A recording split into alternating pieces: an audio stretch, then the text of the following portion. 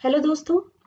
Dice की इस class में मैं आपका फिर से स्वागत करती हूँ। हमने डाइस की एक और क्लास पहले ही देख ली है। ये हमारी डाइस की दूसरी क्लास है और आखिरी क्लास है। तो ये वाली क्लास अगर आप पूरी देख लेते हैं तो इस क्लास को देखने के बाद आपको डाइस में कोई प्रॉब्लम नहीं रह जाएगा। और अगर फिर भी आपको कोई प्रॉब्लम रह जाता है तो आप हमें कमेंट में बताइए, हम उसको सॉल्व करने की पूरी कोशिश करेंगे। तो आइए हमने पहले जो क्लास में देखा था उसको एक बार रिवाइज कर लेते हैं ताकि हमारा सीक्वेंस जो है वो बिगड़े नहीं। ठीक है, आपको सब कुछ याद आ जाए। तो हमने पहले क्या देखा था कि डाइस यानी कि पासा जो है वो दो तरह का होता है। एक होता है स्टैंडर्ड और दूसरा होता है जनरल। स्टैंडर्ड यानी कि मानक पासा और जनरल यानी कि सामान्य पासा। ठीक है, मानक और सामान्य पासा। ठीक है, अब देखिए स्टैंडर्ड डाइस किसको बोलते हैं। स्टैंडर्ड डाइस वो जिसके अपोजिट फेसेस पे जो सम है वो 7 होता है और एडजेसेंट फेसेस यानी अगल बगल के फेसेस पे कभी भी आपको उनका जोड़ जो है वो 7 नहीं मिलेगा। ठीक है, इसको हम क्या बोलते हैं, स्टैंडर्ड यानी कि मानक पासा। अब जनरल डाइस क्या हो गया यानी कि सामान्य पासा क्या हो गया। कोई भी डाइस, बेसिकली कोई भी डाइस जो स्टैंडर्ड नहीं है वो सभी जनरल है। ठीक है, तो कोई आप सभी पासी की दी हुई स्थितियों के सभी फेसेस ले लीजिए और सभी दो दो फेसेस को, दो दो एडजेसेंट फेसेस को जोड़ के देखिए। अगर आपको कहीं भी 7 मिल जाए, एक भी जगह 7 मिल जाए, तो वो क्या हो जाएगा, जनरल हो जाएगा। उसको हम जनरल बोल देंगे। ठीक है, वो स्टैंडर्ड नहीं रह जाएगा। अब इसमें भी हमने जनरल डाइस की 3 परिस्थितियां देखी थी। ठीक है, 3 सिचुएशंस थी। क्या क्या थी कि जब हमारे सवाल में, हमारे क्वेश्चन में डाइस के 2 पोजीशंस दिए हुए हैं। ठीक है, और 2 पोजीशंस में 2 फेसेस कॉमन है और हमें क्या निकालना है कि जो अनकॉमन फेस है, जो अनकॉमन फेस है उसके अपोजिट कौन सा नंबर होगा। तो 2 परिस्थितियां हमारी दी हुई हैं, 2 फेसेस कॉमन है।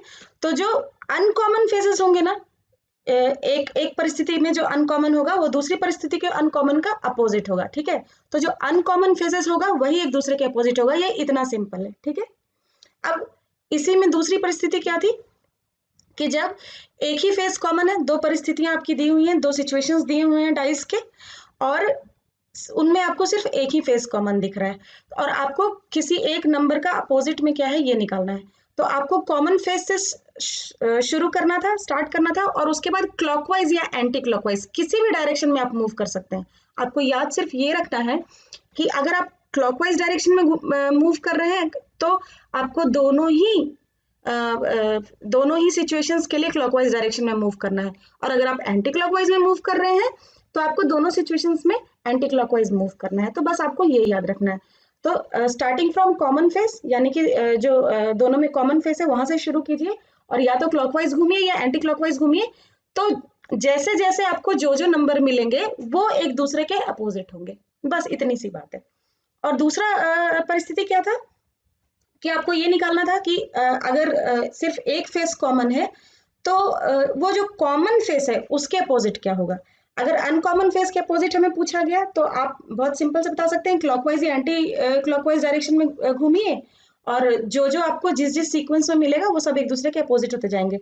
अब अगर आपको कॉमन फेस के अपोजिट पूछा गया तो जब भी 2 सिचुएशंस दी हुई रहेंगी तो उन दोनों सिचुएशंस में जो नंबर मौजूद नहीं है वही कॉमन फेस के अपोजिट होगा। बस इतना सिंपल है ये। ठीक है, तो हमने जो लास्ट क्लास में पढ़ा था वो यहाँ पे रिवाइज कर लिया है।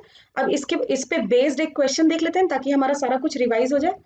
ये मैंने हिंदी वाले स्टूडेंट्स के लिए बनाया है। हिंदी वाले स्टूडेंट्स इसको पॉज करके इस पूरे स्लाइड को एक बार पढ़ लें तो उनको सब ध्यान आ जाएगा। देखिए ये क्वेश्चन दिया हुआ है, इसमें कह रहा है कि 3 positions of a dice are given. ठीक है, which number will appear in place of question mark. ये जो क्वेश्चन मार्क है इसके जगह पे कौन सा नंबर आएगा। ठीक है, एक पासे के 3 पद दिए गए हैं, प्रश्न चिन्ह के स्थान पे कौन सी संख्या दिखाई देगी। ठीक है, तो अब देखिए ये 3 फिगर में इस क्वेश्चन मार्क की जगह पे क्या आएगा हमें ये निकालना है। अब यहाँ पे हमें 1 और 3 दिख रहा है। 1 और 3 कहीं और दिख रहा है क्या, हाँ यहाँ पे दिख रहा है। ठीक है ना, अब 1 3 यहाँ भी है, यहाँ भी है। तो हम जानते हैं कि अगर 2 फेसेस हमारे कॉमन हो तो जो अनकॉमन फेसेस है वही एक दूसरे के अपोजिट होते हैं, यानी यहाँ पे जो भी नंबर आएगा वो 2 के अपोजिट होगा। यानी हमें क्या निकालना है कि 2 के अपोजिट क्या होगा। ठीक है, अब देखिए ये वाला और ये वाला देखिए फिगर। ठीक है, जब ये दोनों फिगर आप देखेंगे तो आपको मिलेगा कि यहाँ पे एक कॉमन है और कुछ भी कॉमन नहीं है, सिर्फ एक कॉमन है। ठीक है, तो एक से शुरू करके हम क्या करते हैं, हम क्लॉकवाइज घूम जाते हैं। एक से शुरू करके हम घड़ी की दिशा में घूम जाते हैं। ठीक है, तो हमें क्या मिला, 1 2 3, सही है। उसके बाद हमें क्या मिला, इस पासे के लिए हमें 1 2 3 मिला, और इस पासे के लिए हमें क्या मिला, 1 5 और 4। ठीक है, तो 2 के अपोजिट क्या हो गया हमारा, 5, और 3 के अपोजिट 4। तो हमें यही निकालना था कि 2 के अपोजिट क्या होगा, तो यहाँ पे आ जाएगा 5। तो इस क्वेश्चन मार्क की जगह पे कौन सा नंबर आएगा, हमारा आ जाएगा 5। ठीक है, यही हमारा आंसर है। तो देखिए एक बार फिर से मैं आपको समझाती हूँ, कुछ लोग जी आपका एक सॉर्ट ऑफ रिवीजन हो जाएगा। ठीक है, देखिए हमें क्या निकालना है, 3 positions of a dice are given, which number will appear in place of question mark. ये जो क्वेश्चन मार्क है इसके जगह पे कौन सा नंबर आएगा। तो देखिए इस वाले डाइस की पोजीशन में और इस वाले डाइस की पोजीशन में 1 और 3 हमारा कॉमन है। अब हम जानते हैं कि 2 फेसेस अगर हमारे कॉमन हो तो जो अनकॉमन फेसेस होते हैं वो एक दूसरे के अपोजिट होते हैं, यानी ये जो 2 है उसके अपोजिट होगा यहाँ पे जो भी नंबर आएगा वो। तो हमें निकालना है कि 2 के अपोजिट क्या होगा। ठीक है, अब देखिए, अब आप ये वाली परिस्थिति को देखिए और ये वाली परिस्थिति को देखिए। ठीक है, इसमें 1 इसमें भी है, 1 इसमें भी है, सिर्फ एक ही फेस कॉमन है वो है 1। तो हम 1 से शुरू करके क्लॉकवाइज डायरेक्शन में घूमते हैं, यहाँ पे भी 1 से शुरू करके क्लॉकवाइज डायरेक्शन में घूमते हैं। तो हमारा क्या आता है 1 2 3, और इधर हमारा क्या आता है 1 5 और 4। ठीक है, यानी कि 2 के अपोजिट क्या होगा 5 और 3 के अपोजिट क्या होगा 4। तो हमारा 2 के अपोजिट क्या होगा वो हमें मिल गया 5, यही 5 ये क्वेश्चन मार्क की जगह पे होगा। ठीक है, आगे बढ़ते हैं।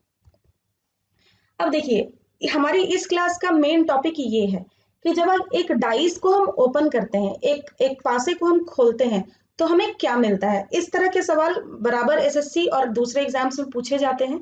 तो ये वाली चीज को आप ध्यान से समझिए। ठीक है, और ये चीज याद रखिए कि इस तरह के जो भी क्वेश्चंस होते हैं उनको हम एलिमिनेशन मेथड से सॉल्व करते हैं। एलिमिनेशन मतलब जो ऑप्शन गलत है उसको हटाना है आपको। ठीक है, उस मेथड से हम सॉल्व करते हैं। तो देखिए ये एक डाइस दिया हुआ है, फॉर एग्जाम्पल इस वाली पिक्चर को देखिए, ये एक पासा दिया हुआ है, इसमें मान लीजिए कि ये वाला फिगर, इधर 5 डॉट्स हैं। ठीक है, अब हमें ये पता करना है कि इसके अपोजिट में क्या है। ठीक है, वो हम पता अभी इस सिचुएशन में नहीं कर सकते, लेकिन देखिए कि इसमें आपको क्या दिख रहा है। इसमें दिख रहा है कि इसमें ये 4 जो हैं, ये चार किनारे बन रहे हैं। ठीक है, और इसके अपोजिट वाले फेस में ये और कुछ उसके उस साइड में और नीचे में कोई 4 फेसेस होंगे।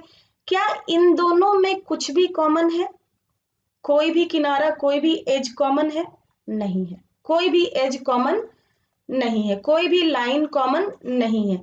उसी तरह यहाँ पे देखिए 1 2 3 4, इस 5 वाले सरफेस के लिए 4 कॉर्नर्स बन रहे हैं। उसी तरह इसके अपोजिट वाले सरफेस के लिए भी 4 कॉर्नर्स बनेंगे। क्या कुछ कॉमन मिलेगा हमें, यहाँ पे कॉर्नर बनेगा, यहाँ पे कॉर्नर बनेगा, यहाँ पे कॉर्नर बनेगा, और इसके पीछे में एक कॉर्नर बनेगा। ठीक है, तो क्या कोई चीज कॉमन है इसमें, नहीं, कोई कॉर्नर कॉमन नहीं है। यानी कि हमें क्या मिला, हमें 2 चीज मिली कि किस एक डाइस में एक पासे में अपोजिट फेसेस के बीच कोई एज या कोई कॉर्नर कॉमन नहीं होता है। ठीक है, यहां तक आपको बात समझ में आ रही है। तो यही मैंने यहां लिखा है, nothing is common between opposite faces, no edge और no corner is common. And ये चीज समझिए, इस चीज को, ये जो 5 है और ये 6 डॉट वाला साइड है। ठीक है, ये दोनों एडजेसेंट है। एडजेसेंट मतलब अगल बगल में, ये कभी भी अपोजिट नहीं हो सकता। 5 और 6 एक दूसरे के अपोजिट नहीं है इस पिक्चर में। तो एडजेसेंट पिक्चर्स को हम कभी भी अपोजिट नहीं बोलेंगे। अपोजिट मतलब उल्टा, पीछे वाला सरफेस, और एडजेसेंट मतलब अगल बगल वाला सरफेस। तो adjacent surfaces are not opposite. ठीक है, ये आपको ध्यान में रखना है।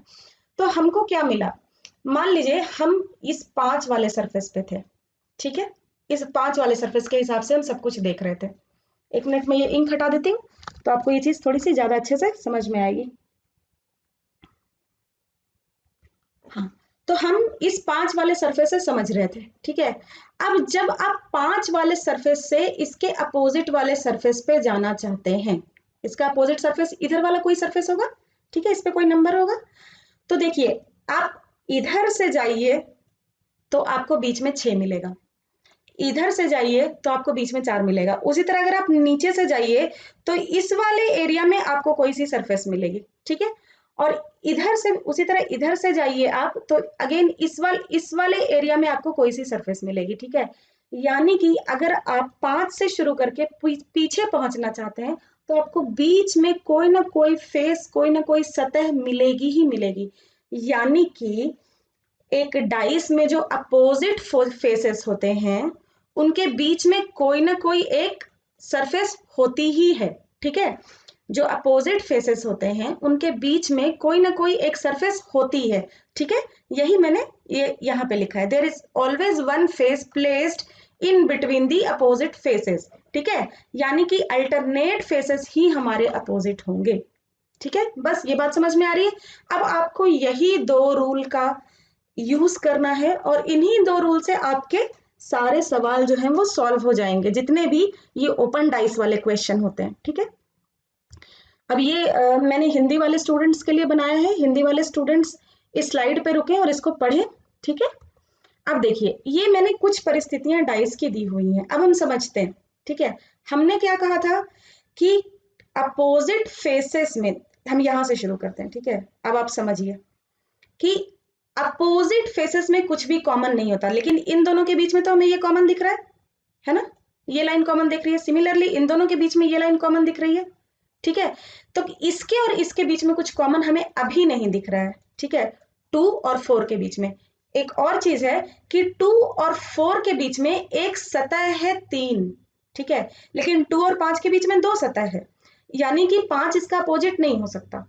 तो दोनों चीजें याद रखिए कि हमेशा 2 अपोजिट फेसेस के बीच में सिर्फ एक सतह ही होगी, ठीक है। और दूसरा कि 2 अपोजिट फेसेस के बीच में कुछ भी कॉमन नहीं होगा, ठीक है। अगर आपने ये 2 चीज याद कर ली तो देखिए कितना आसान हो गया। 2 और 4 के बीच में केवल एक सतह है 3, तो 2 और 4 अपोजिट हो गया, क्या हो गया अपोजिट, 2 और 4। उसी तरह 3 और 5 अपोजिट हो गया, 3 और 5, और जो बच गया वो आपस में अपोजिट हो गया, ठीक है, क्योंकि 2 पेयर तो हमें मिल गए हैं, बच हमारा गया 1 और 6, तो इनको आपस में अपोजिट होना पड़ेगा। सिमिलरली यहां देखिए हमारा 1 और 3 अपोजिट हो गया, क्योंकि इनके बीच में एक सतह है और कुछ कॉमन भी नहीं है। 4 और 5 अपोजिट हो गया, और जो बच गया वो आपस में अपोजिट हो गया, यानी कि 4 और 6 अपोजिट हो गया, और जो बच गया वो आपस में अपोजिट हो गया, यानी कि 2 और 5 अपोजिट हो गया, ठीक है। तो 2 और 5 अपोजिट हो गया। तो सिंपल, जहां पे भी आपको अल्टरनेट सरफेसेस दिखें, एक सतह को छोड़ के सरफेसेस दिखें, उनको आप अपोजिट कर दीजिए तो आपको 2 अपोजिट सरफेसेस मिल जाएंगे, और बाकी जो बचा हुआ होगा वो आपस में अपोजिट हो जाएगा, ठीक है। तो यहाँ पे 1 और 4 अपोजिट हो गया, यहाँ ये दोनों के बीच में भी एक ये वाला सरफेस है 3 और 6 अपोजिट हो गया, और बच गया हमारा 2 और 5, तो 2 और 5 अपोजिट हो गया, ठीक है, समझ में आ रहा है। अब ये वाली पिक्चर को देखते हैं, ठीक है। मैं चाहती हूं आप लोग यहाँ पे पॉज कीजिए और आप लोग खुद निकालिए कि किसके अपोजिट में क्या होगा, ठीक है। तो आगे बढ़ते हैं, हमारा 1 और 5 अपोजिट हो जाएगा, क्यों, क्योंकि इनके बीच में एक ही सरफेस है 3। उसी तरह 3 और 6 अपोजिट हो जाएगा, और फिर 2 बचा हुआ 2 और 4 अपोजिट हो जाएगा। तो हमारा क्या मिला हमें, 1 और 5 अपोजिट हो गया, 3 और 6 अपोजिट हो गया, 2 और 4 अपोजिट हो गया, ठीक है। ये हमारे अपोजिट सरफेसेस हैं। उसी तरह इस वाले लास्ट वाले में आते हैं, हमारा क्या होगा, सिंपल रूल कि अपोजिट सरफेसेस के बीच में एक कोई और सरफेस होगा, ठीक है। तो 1 और 4 के बीच में एक 3 है, तो 1 और 4 हमारा अपोजिट हो गया। 3 और 5 के बीच में भी एक सरफेस है, तो 3 और 5 हमारा अपोजिट हो गया, और बचा हुआ 2 और 6, तो 2 और 6 हमारा अपोजिट हो गया, सिंपल। अब बस आपको यही टेक्निक अप्लाई करनी है और आपके ये सारे सवाल सॉल्व हो जाएंगे। आइए देखते हैं। तो देखिए यहाँ सवाल क्या कहता है कि 3 views of the same cube are given. ये एक ही क्यूब है जिसके 3 व्यूज दिए हुए हैं। All the faces of the cube are numbered from 1 to 6। इन सब पे 1 से 6 तक नंबर दिए हुए हैं। Select one figure which will result when the cube is unfolded, यानी जब क्यूब को खोला गया तो कौन सी इन चारों में से कौन सा फिगर हमें मिलेगा, ये हमें पूछा गया है। ठीक है, तो देखिए यहाँ पे बहुत सिंपल है, हमें क्या करना है, यहाँ पे देखिए हमें 3 और 5 यहाँ भी दिख रहा है और 3 और 5 यहाँ भी दिख रहा है, यानी हमें साफ साफ पता है कि 2 और 1 एक दूसरे के अपोजिट होगा। ठीक है, उसी तरह हमें देखिए और क्या दिख रहा है, हमें इस वाले में पहली क्यूब का सरफेस में और दूसरे में देखिए यहाँ पे भी 3 और 2 दिख रहा है और यहाँ पे भी 3 और 2 दिख रहा है, बच गया 5 और 4, यानी कि 5 और 4 एक दूसरे के अपोजिट है और फिर क्या हमारा बच गया 6 और 3, तो 6 और 3 एक दूसरे के अपोजिट है, हमें इतना तो पता चल गया। ठीक है, अब देखिए हम 2 और 1 एक दूसरे के अपोजिट है, 5 और 4 एक दूसरे के अपोजिट है और 6 और 3 एक दूसरे के अपोजिट है, हमें यहाँ तक पता चला है। अब हम ये जानते हैं कि अपोजिट फेसेस का जो भी होता है, अपोजिट फेसेस के बीच में हमेशा एक सरफेस का गैप होता है जब हम उसको खोलते हैं। तो आइए यही रूल हम अप्लाई करते हैं, और मैंने आपको पहले ही बताया था कि इस तरह के सारे सवाल जो है वो एलिमिनेशन मेथड से सॉल्व करते हैं, यानी कि जो गलत ऑप्शन आपको लग रहा है उसको आप हटा दीजिए। तो हम पहले फिगर पे चलते हैं। ठीक है, पहले फिगर में देखिए 2 और 1 हमें साथ दिख रहा है, लेकिन हमें पता है कि 2 और 1 तो अपोजिट है, यानी इनके बीच में 1 का गैप होना चाहिए था, तो ये ऑप्शन हमारा गलत हो गया। सिमिलरली ये दूसरा फिगर है, दूसरे फिगर में भी हमें 2 और 1 साथ में दिख रहा है, ये भी गलत हो गया। यहाँ पे तीसरे फिगर में भी हमें 2 और 1 साथ में दिख रहा है, ये भी गलत हो गया। ठीक है, तो हमारा ऑप्शन डी सही हो गया, बाकी आपको चेक करने की जरूरत ही नहीं है। ठीक है, क्यों? क्योंकि यहाँ पे देखिए यहाँ पे 2 और 1 अपोजिट है, यहाँ पे 4 और 5 भी अपोजिट है, और बचे हुए कौन से बच गए 3 और 6, ये भी आपस में अपोजिट हो जाएंगे, तो ये हमारा आंसर हो गया। इतना सिंपल है। अगर आप इसको बहुत ज्यादा प्रैक्टिस करेंगे तो ये आपसे 2-3 सेकंड 4 सेकंड में होने वाले सवाल हैं। ठीक है, हो जाएंगे आपसे। आइए ये नेक्स्ट क्वेश्चन पे हम मूव करते हैं।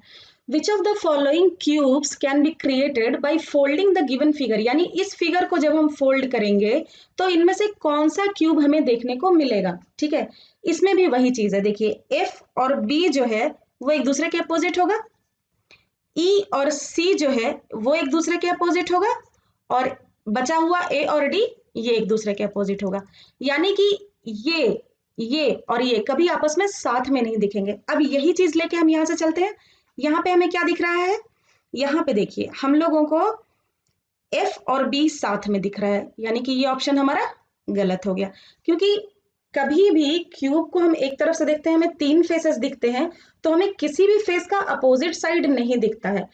इसके अनुसार बी जो है वो एफ के अपोजिट में होना चाहिए, यानी अगर हमें एफ दिख रहा है तो बी नहीं दिखना चाहिए, लेकिन एफ और बी साथ में दिख रहे हैं, यानी कि ये ऑप्शन हमारा गलत हो गया। सिमिलरली ये वाला ऑप्शन हम देखते हैं, इसमें क्या है, इसमें एफ ई और डी है, इसमें हम अभी कुछ नहीं कह सकते। चलिए यहाँ पे चलते हैं हम, B F sorry E B और सी है।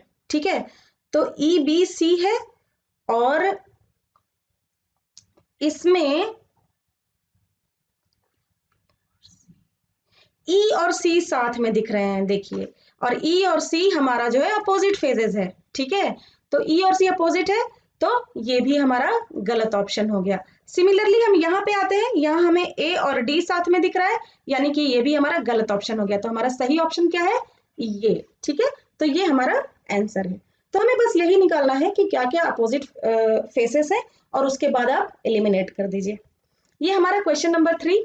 The following figure is folded to form a block, which symbol will appear opposite to this symbol, यानी इस ट्राइंगल सिंबल के अपोजिट में कौन सा सिंबल आएगा, ये 2016 में पूछा गया है। ठीक है, तो देखिए ट्राइंगल हमारा कहाँ पे है, यहाँ पे, ये हमारा ट्राइंगल है। अब हम जानते हैं कि इसके अपोजिट में वही सिंबल होगा जिसमें कम से कम 1 का गैप हो, लेकिन ये तो इसके बगल में है, ये भी इसके बगल में, ये भी इसके बगल में, ये भी इसके बगल में, तो ओनली आंसर इज दिस। यही एक इकलौता ऑप्शन है जो इससे 1 के गैप पर है, एक सरफेस के गैप पे है, तो हमारा आंसर क्या हो जाएगा, सी। कितना सिंपल है ये। अब देखिए, if a paper is folded as shown in figure to form a cube, ये वाला जो फिगर है इसको फोल्ड किया गया। ठीक है, इसको एक क्यूब बनाया गया, तो the pair of opposite faces are, आपको इसमें क्या क्या अपोजिट फेस, 4 ऑप्शंस दिए हुए रहेंगे और उसमें अपोजिट फेसेस का पेयर दिया हुआ रहेगा, और आपको ये निकालना होगा। तो ये देखिए 2015 के एसएससी टायर 1 में पूछा गया है। ठीक है, तो आइए हम निकालते हैं। ट्राइंगल के अपोजिट क्या हो जाएगा, सर्कल, ट्राइंगल के अपोजिट सर्कल, और ये जो है ये रेक्टेंगल जैसा कुछ लग रहा है, तो ये रेक्टेंगल के अपोजिट जो है ये हो जाएगा, ये ट्रेपेजियम है, तो ये ट्रेपेजियम हो जाएगा, ठीक है। और ये प्लस के अपोजिट क्या हो जाएगा, डिवाइड वाला साइन, बचा हुआ जो है वो एक दूसरे के अपोजिट हो जाएगा। तो यही हमारा आंसर है, ठीक है। अब देखिए, which of the following cubes can be created by folding the given figure. इस फिगर को फोल्ड किया गया है, तो इनमें से कौन सा क्यूब बनेगा। अगेन हम वही लॉजिक लगाएंगे, ये स्टार, ये जो स्टार है इसके अपोजिट आएगा सर्कल, ठीक है, स्टार के अपोजिट क्या आएगा, सर्कल। और ये जो रेक्टेंगल है इसके अपोजिट ये वाला रेक्टेंगल आएगा, खिड़की वाला रेक्टेंगल हम इसको बोल देते हैं। और ये जो बचा हुआ एरो का साइन है इसके साथ में आ जाएगा ये ट्रायंगल, ठीक है। यानी कि ये स्टार कभी भी सर्कल के साथ नहीं आएगा, ये रेक्टेंगल कभी भी इस रेक्टेंगल, खिड़की वाले रेक्टेंगल के साथ नहीं आएगा, और ये एरो जो है वो कभी भी ट्रायंगल के साथ नहीं आएगा। अब देखिए इनमें से कौन सा ऑप्शन फिट होता है, मैं यहां से चलती हूँ, ठीक है। इसमें देखिए ये एरो और ट्रायंगल साथ में दिख रहा है, ठीक है, ये ऑप्शन हमारा गलत हो गया। अब देखिए ये वाला ऑप्शन देखिए, ये वाला ऑप्शन में ट्रायंगल है लेकिन सर्कल नहीं है, ठीक है, रेक्टेंगल है लेकिन खिड़की वाला रेक्टेंगल नहीं है, और ट्रायंगल है लेकिन एरो नहीं है। तो हम कह सकते हैं कि ये ऑप्शन सही हो सकता है। तो अभी रुकिए, ठीक है, ऑप्शन बी पे चलते हैं। इसमें देखिए ये रेक्टेंगल और खिड़की वाला रेक्टेंगल आ गया, यानी कि ये ऑप्शन गलत हो गया, ठीक है। सिमिलरली यहाँ पे ये स्टार और सर्कल आ गया, यानी कि ये ऑप्शन भी गलत हो गया, यानी ये हमारा सी जो है वो सही ऑप्शन है, ठीक है। तो आशा करती हूँ यहाँ पे हमारा ये जो क्यूब वाला चैप्टर है ये खत्म हो जाता है। इसके अलावा क्यूब में और सवाल पूछे जाते हैं, वो ये वाले सवाल होते हैं कि count the number of cubes. कोई एक फिगर दी हुई रहेगी, उसमें आपको काउंटिंग करना रहेगा। तो उस वो वाले सवाल हम सभी उस वाले सेक्शन में देखेंगे जिसमें हमें फिगर्स काउंट करने होंगे, जैसे कि नंबर ऑफ ट्रायंगल्स काउंट करने के लिए पूछा जाता है, रेक्टेंगल्स काउंट करने के लिए पूछा जाता है, ब्लॉक्स काउंट करने के लिए पूछा जाता है, उसके साथ हम क्यूब भी देखेंगे। तो वो काउंटिंग का अलग चैप्टर है। क्यूब की का पूरा चैप्टर जो है वो यहाँ पे खत्म होता है। और मैं ये उम्मीद करती हूँ कि आपको सारे कंसेप्ट समझ में आए हैं। अगर आपने ये दोनों वीडियो क्यूब की देखी है तो आप क्यूब वाला चैप्टर पे जाइए और सारे क्वेश्चन सॉल्व कीजिए, और आप देखिए कि क्या आपसे सारे क्वेश्चन सॉल्व हो रहे हैं। और अगर आपसे सॉल्व नहीं हो रहा है तो हमसे डाउट्स पूछिए अपने कि आपको कहाँ पे दिक्कत आ रही है, और प्रैक्टिस कीजिए। प्रैक्टिस से देखिए, रीजनिंग वो सेक्शन है जिसमें कि आप बहुत सारा टाइम सेव कर सकते हैं और बहुत अच्छा स्कोर कर सकते हैं, या ये टायर 1 में बहुत ही मेजर रोल प्ले करता है, ठीक है। इसमें आप रीजनिंग में स्कोर करने वाले बच्चे 50 आउट ऑफ 50 स्कोर करते हैं। तो आई होप आप लोग भी इतना अच्छा स्कोर करें, आप लोग भी आगे बढ़ें। तो ये वीडियो अगर आपको पसंद आया तो आप इसे लाइक कीजिए। आपकी जो भी दिक्कत है, आपको जो समझ में आ रहा है, नहीं समझ में आ रहा है, हमें कमेंट सेक्शन में बताइए। आपको अगर चैनल हमारा पसंद आया, हमारा कंटेंट पसंद आया, तो इसे सब्सक्राइब कीजिए, अपने दोस्तों में शेयर कीजिए। Thank you.